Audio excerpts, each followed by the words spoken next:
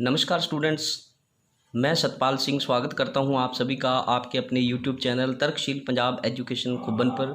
आज हम आपके सामने पेश हुए हैं जो हमारी थ्योरी थी मार्क्सवाद, उसके एमसीक्यू लेकर। उसके अंदर पहला एमसीक्यू हम आपके सामने लेकर आए हैं, वो है जी मार्क्सवाद जो था, कार्ल मार्क्स जो थे उनके जन्म के बारे में पूछा गया है। भी उनका जन्म जो हुआ था वो कब हुआ था, तो 5 मई 1818 को जन्म हुआ। जर्मनी के ट्रीविज नगर में उनका जन्म जो है वो हुआ है। ठीक है, ये पहला क्वेश्चन था। दूसरा क्वेश्चन है भी मार्क्सवाद के परिवार ने कब यहूदी धर्म को छोड़ा था या पहले किस धर्म को मानते थे।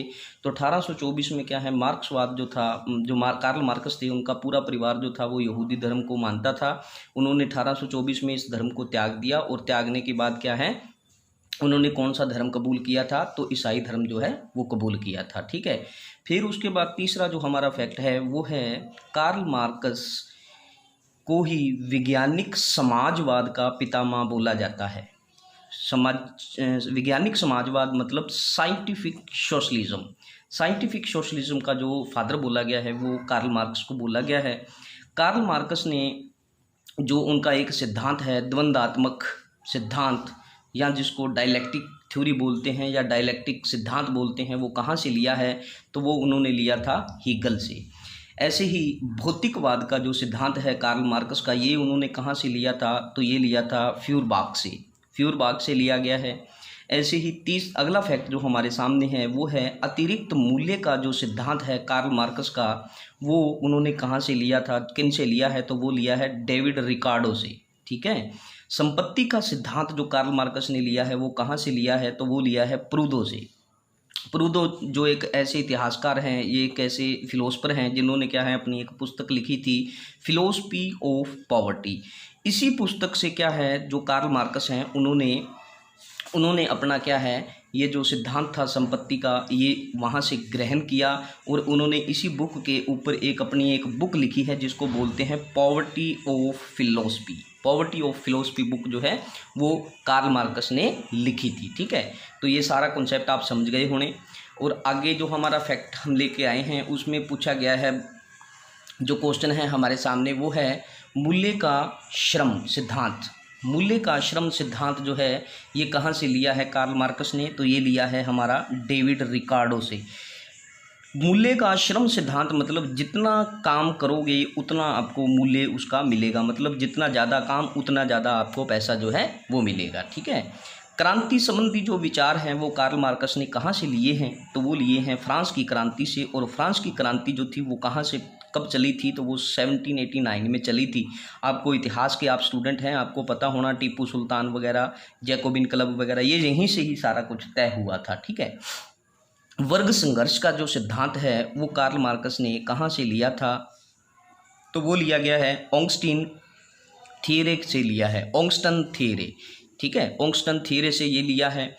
मार्क्सवाद जो थे वो मार्क्स हालबैक के भौतिकवाद से क्या है प्रभावित थे, या बोल सकते हैं जो कार्ल मार्क्स थे वो किसके भौतिकवाद से, मटेरियलिज्म से प्रभावित थे, तो वो हॉलबैक के मटेरियलिज्म से प्रभावित थे। ठीक है, अगला जो फैक्ट है हमारे सामने उसमें पूछा गया है, क्वेश्चन बन सकता है उसमें भी, कार्ल मार्क्स जो हैं ये क्या है, आर्थिक नीतिवाद में विश्वास रखते हैं। आर्थिक नीतिवाद, ठीक है, आर्थिक नीतिवाद में विश्वास रखते हैं। मार्क्स के साम्यवाद की विशेषता क्या है, मार्क्स के साम्यवाद की विशेषता क्या है, तो वो है जी क्षमता के अनुसार काम और आवश्यकता के अनुसार वेतन। ये उनकी जो आप बोल सकते हैं साम्यवाद जो है, कम्युनिज्म है जो, उसका एक प्रमुख जो विशेषता है वो यही है भी क्षमता के अनुसार काम करना है। मतलब क्या है, जो व्यक्ति है वो उसकी क्षमता के अनुसार काम होगा और उसकी जो आवश्यकता है उसके आधार पे उसका जो वेतन है वो तय जो है किया जाएगा। ठीक है, ऐसे ही बाद में क्या है, कार्ल मार्क्स जो थे उन्होंने एक अपना द कम्युनिज्म मैनिफेस्टो जो है उन्होंने लॉन्च किया था। कम्युनिस्ट मैनिफेस्टो उन्होंने लॉन्च किया है, और ये कब लॉन्च किया था, तो ये 1848 में लॉन्च किया गया था। ये जो साम्यवाद होता है या जो सोशलिज्म होता है इसको बाइबल बोला गया है। ठीक है, द कम्युनिस्ट मैनिफेस्टो को ही साम्यवाद या सोशलिज्म का आप बोल सकते हैं बाइबल बोला गया है। कम्युनिज्म का बाइबल भी इसी को ही बोला गया है, कम्युनिज्म। ठीक है, कम्युनिज्म का बाइबल भी इसी को ही बोला गया है। किसको? तो कम्युनिस्ट मैनिफेस्टो को। ठीक है, इस बुक में, ये जो बुक लिखी है उन्होंने, द कम्युनिस्ट मैनिफेस्टो 1848 में, इसी बुक में क्या है, कार्ल मार्कस जो थे इस बुक में कार्ल मार्कस व एंजलिस ने क्या है, खुद को वैज्ञानिक, समाजवादी और दूसरे जो जितने भी रहे हैं वैज्ञानिक या चिंतक जो रहे हैं, फिलोसफर जो रहे हैं, उनको उटोपियन बोला है। ठीक है, उटोपियन बोला है। आप इसको समझना, दोबारा से मैं बता दूं, इस पुस्तक में जो उन्होंने लिखी है द कम्युनिस्ट मैनिफेस्टो, इसके अंदर क्या है, तो इस पुस्तक में जो मार्क्स हैं और जो एंजल्स हैं, इन दोनों ने खुद को तो वैज्ञानिक समाजवादी बोला है, मतलब सोशलिस्ट, एक आप बोल सकते हैं, जो पीछे हमने बात की थी साइंटिफिक सोशलिज्म की बात करते हैं, खुद को एक वैज्ञानिक समाजवादी बोला है। और अन्य दूसरे जितने भी वैज्ञानिक हैं या जितने दूसरे हमारे और जो चिंतक रहे हैं या फिलोसफर जो रहे हैं, उनको क्या है, उटोपियन बोला है। ठीक है, ये भी याद रखना, आपसे कभी भी क्वेश्चन बने कि मार्क्स ने दूसरे जो चिंतक रहे हैं या जो फिलोसफर रहे हैं उनको क्या बोला है, तो उटोपियन बोला है। खुद को उन्होंने वैज्ञानिक समाजवादी बोला है। उसके बाद अगला फैक्ट जो हमारे सामने है उसमें है मार्क्स के कार्य जो हैं, मार्क्स ने पूरे जीवन में जो कार्य किया है उस कार्य को कितने भागों में बांट सकते हैं, तो उनको 2 भागों में बांटा जाता है। ठीक है, 2 भागों में बांटा जाता है। और 2 भाग कौन से हैं, तो एक है यंग मार्क्स और एक है ओल्ड मार्क्स। यंग मार्क्स मतलब युवा शक्ति, और ये है प्रौढ़ वर्ग मतलब जो वृद्ध वर्ग आ जाता है। ठीक है, युवा वर्ग जो है ना, इसी युवा वर्ग पे अगर बात की जाए तो जो हमारे कार्ल मार्कस हैं, इनका युवा वर्ग जो है ना वो दयालु भी है और मानवीयता से परिपूर्ण है, मतलब ह्यूमैनिटी के ज़्यादा ये क्लोज मानते हैं। युवा वर्ग जो था इनका, या युवा का मार्क्स जो था, वो मानवता के बिल्कुल साथ में या पक्षधर रहा है। युवा मार्क्सवाद जो है ये क्या है, आर्थिक समानता के लिए सुधारवादी साधन का यूज़ करता है भी, मतलब वो आर्थिक समानता चाहता है और उसके लिए क्या है, सुधारवादी साधन जो है वो सुझाता है, मतलब वो देता है। ठीक है, इकोनॉमिक और फिलोसफिकल मनुस्क्रिप्ट। ठीक है, इकोनॉमिक एंड फिलोसफिकल मनुस्क्रिप्ट ये लिखी थी बुक उन्होंने 1844 में, कार्ल मार्कस ने। और इसी बुक को बोला जाता है पेरिस की पांडुलिपि। ठीक है, पेरिस की पांडुलिपि भी इसको बोला जाता है। किसको, तो इकोनॉमिक्स फिलोसफिकल मैन्युस्क्रिप्ट को पांडुलिपि बोला जाता है। किसकी, तो पेरिस की जो पांडुलिपि है, इसमें क्या है, मार्क्स ने अलगाववाद की व्याख्या की है। अब अलगाववाद क्या होता है, आपसे कभी भी पूछा जा सकता है भी कार्ल मार्कस ने अलगाववाद की व्याख्या जो की है वो कहाँ पर की है, किस बुक में की है, तो वो की गई है इकोनॉमिक एंड फिलोसफिकल मनुस्क्रिप्ट जो 1844 में लिखी थी। इसके अंदर जो अलगाववाद है ये क्या है, तो इसका मतलब होता है किसी काम से मन भर जाना। ठीक है, किसी काम से मन भर जाना, उसी को ही बोलते हैं हम अलगाववाद। अलगाववाद मतलब किसी से लगाव जो है, वो काम से लगाव जो है वो ना रहना। ठीक है, इसी को ही अलगाववाद जो है बोला जाता है। अब आगे चलते हैं। जो मार्क्स हैं उन्होंने अलगाववाद को कितने प्रकार का अलगाववाद बताया है उन्होंने, तो उन्होंने बताया है 4 प्रकार का अलगाववाद बताया है।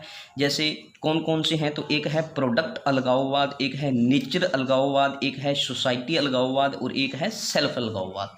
अब इसमें क्या है, प्रोडक्ट मान के चलो आप घर में अपने टीवी ले आए, जब तक वो नया है तब तक तो आपके साथ आपने, अभी मान के चलो टीवी की बात करते हैं, फ़ोन की बात कर लो भी, जो आपका फ़ोन है, इस फ़ोन के अंदर क्या है भी, जो आपका फ़ोन है आपने नया लिया तो कई दिन तो वो आप उसको चाव में अपने पास रखोगे, और जैसे जैसे टाइम बीतता जाएगा वैसे वैसे क्या है, आप उसको उतनी केयर नहीं करोगे, है ना। तो यही चीज़ है भी, प्रोडक्ट का एक हो गया, और उसके बाद एक नेचर का भी बताया है और एक सोसाइटी का बताया है, सेल्फ का जो बंदे अपने आप को सुसाइड कर लेते हैं। जैसे वो देखो, आदमी अगर खुद से नाराज़ हो जाए तो वो अपने आप को मार लेता है, अगर वो खुद पर राज़ी हो जाए या खुद से प्यार कर ले तो वो अपने आप को अमर कर लेता है। तो इसी प्रकार का ये 4 प्रकार का अलगाववाद जो है ये मार्क्स ने बताया है। ठीक है, उसके बाद आगे बात करते हैं।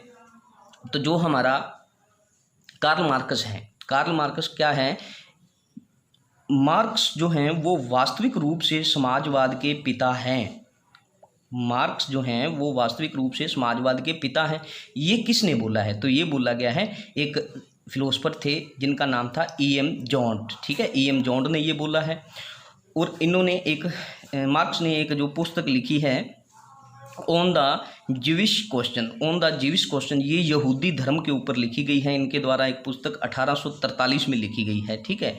और इस पुस्तक में क्या है, मार्क्स जो थे इसमें मार्क्स ने बोला है भी पैसा जो है ना वो ईश्वर से महत्वपूर्ण है। अगर आपके पास पैसा है तो आपको ईश्वर की ज़रूरत नहीं है, और मेनली जो ईश्वर की ज़रूरत पड़ती है वो बिना पैसे वालों को पड़ती है। जिनके पास पैसा होता है वो ईश्वर को याद भी नहीं करते, ठीक है। तो इसीलिए उन्होंने बोला है भी जो पैसा है वो ईश्वर से बड़ा है। तो ये इस प्रकार के कोई कॉन्सेप्ट थे जो हमारे आज हमने किए। मैक्सिमम जितने फैक्ट हो बनने हैं, अभी हमने बहुत कम फैक्ट जो हैं आपके सामने लेकर आए हैं। इसमें कम से कम हम 150 के आसपास जो फैक्ट हैं वो आपको क्लियर करवा देंगे। 4 पार्ट हम इसके बनाएंगे, 3-4 पार्ट। और आज भी हम देखें तो 20-25 फैक्ट जो हैं हमारे हो गए हैं, और इतने ही फैक्ट हम अगले हमारे जो सेशन रहेगा, लेक्चर रहेगा, उसमें आपके सामने लेकर आएंगे। उम्मीद करता हूँ ये वाले जो फैक्ट्स हैं आपको समझ में आए होंगे, और यही क्वेश्चंस जो हैं आपसे पूछे जा सकते हैं। अगर आपने मार्क्सवाद थ्योरी को नहीं पढ़ा कभी, अगर आपने ये हमारे जो फैक्ट्स हम बता रहे हैं इनको अगर आपने रट लिया, या आपने इनको समझ लिया, या इनको आपने पढ़ लिया, तो इस थ्योरी से कोई और क्वेश्चन जो है वो बाहर नहीं आएगा।